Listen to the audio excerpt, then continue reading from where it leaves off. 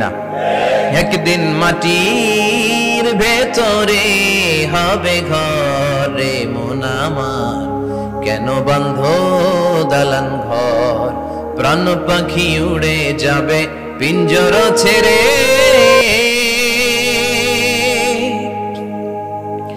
ধরা ধামে সবই রবে তুমি যাবে চলে, বন্ধু বান্ধব যত মাতা পিতা যারা সুত সবই হবে তোমার পরে, মন আমার কেন বাঁধ দালান ঘর, একদিন মাটির ভেতরে হবে ঘরে মন আমার, কেন বাঁধ দালান ঘর। ঠিক কিনা?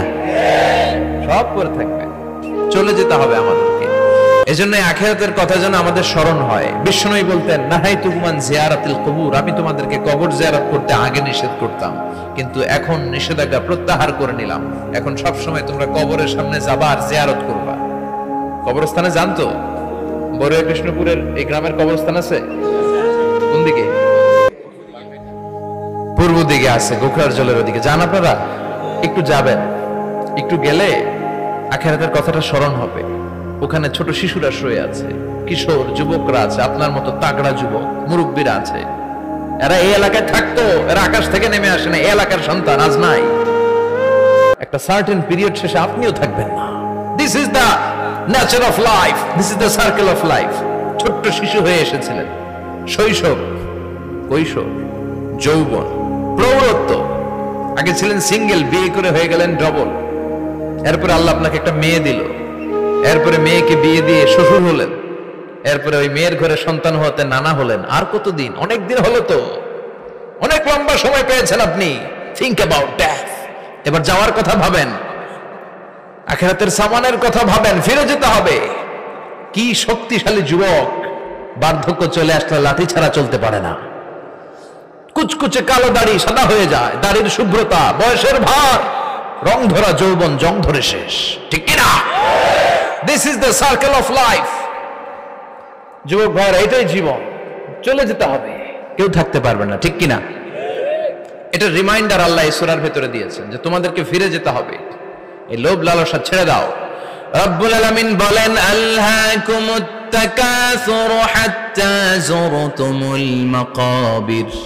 ও গোলাম, দুনিয়ার সম্পদ, লোভ লালসা তোদেরকে পাগল বানিয়ে দিয়েছে।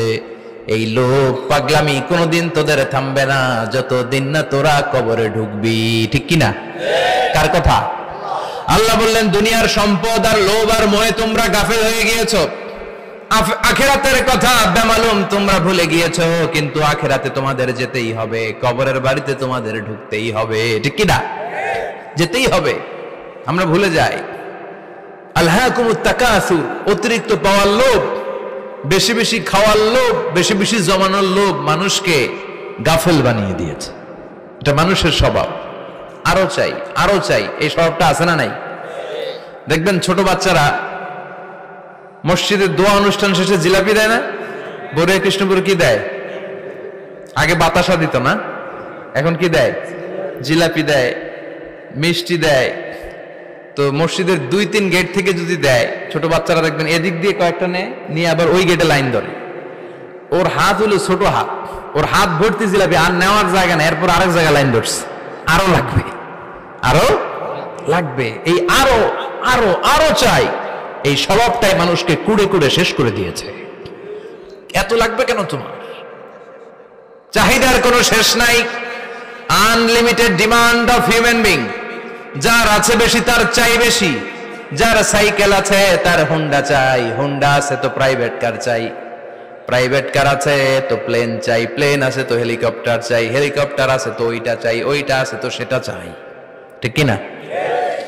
এলাকার মেম্বার যে হয়েছে চেয়ারম্যান হতে চায়, আছে না নাই? চেয়ারম্যান সাহেব এমপি হতে চায়, আছে না নাই? এমপি সাহেব মন্ত্রী হতে চায়, আছে না নাই? মন্ত্রী সাহেব প্রধানমন্ত্রী হতে চায়, আছে না নাই?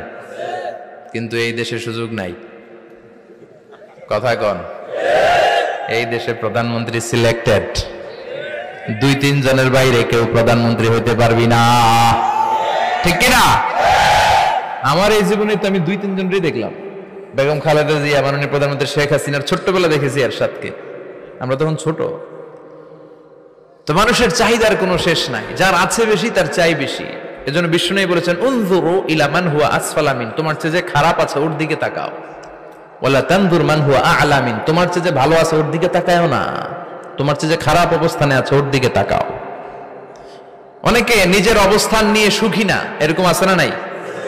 আল্লাহ আমার এটা দিল না রে, ওইটা দিল না রে, পাইলাম না রে, কিচ্ছু হয় না, কি করব জীবনে, হতাশ। আসলে আছে কিন্তু অনেক, কিন্তু শুকরিয়া নাই, ডাকাত, ঠিক কি না? নিজের অবস্থান নিয়ে সুখী না, কিন্তু অনেক লোক আছে তারা আপনার অবস্থানে পৌঁছতে চায়। তাদের দিকে তাকিয়ে দেখেন, আপনি যে অবস্থানে আছেন এই অবস্থানে পৌঁছাটা অনেকের কাছে স্বপ্ন। তারা প্রতিনিয়ত সংগ্রাম আর স্ট্রাগল করে যাচ্ছে আপনার অবস্থানে পৌঁছতে, আর আপনি এটা নিয়ে সন্তুষ্ট না। শেখ সাদির নাম শুনেছেন? বালাগাল উলা কাশাফাদ দুজা, এই কবিতাটার রচয়িতা ইরানের বিখ্যাত এক কবি। উনি একবার আর্থিক সমস্যার মধ্যে দিয়ে সময় কাটাচ্ছেন, টাকা নাই, পয়সা নাই, পায়ে দেওয়ার মতো জুতা নাই। উনি খুব দুঃখ পেলেন, হায় রে, আমি ইরানের এত বড় কবি, আমার পায়ে দেওয়ার মতো জুতা নাই।